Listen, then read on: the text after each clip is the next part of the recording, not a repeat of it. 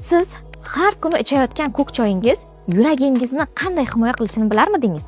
Keling, bugun mana shu haqida sizga aytib beraman. Ko'k choy tarkibida antioksidantlar, ayniqsa katexinlarga boy bo'lib, ular yurak yoki bo'lmasam umuman organizmdagi qon tomirlarini erkin radikallardan himoyalaydi, yomon xolesterinlar miqdorini kamaytiradi, blyashkalar paydo bo'lishini oldini olib, infarkt, insultdan sizni saqlab qoladi. Hattoki har kuni 2-3 chashkadan iste'mol qilinadigan bo'lsa, biroz miqdorda qon bosimni pasaytirib, normal darajada ushlab turishga xizmat qiladi. Faqat azizlar, ko'k choyni kimdadir temir tanqisligi bo'ladigan bo'lsa, kechasi uyqusizlikka moyilligi bo'ladigan bo'lsa va homilador boshqa turdagi kasalliklari bor bo'lgan bemorlarga ichish tavsiya qilinmaydi. Shifokor maslahati bilan ichish kerak bo'ladi. Chunki ko'k choy ham tarkibida kofein bo'lib, u sizni biroz tetiklashtiradi.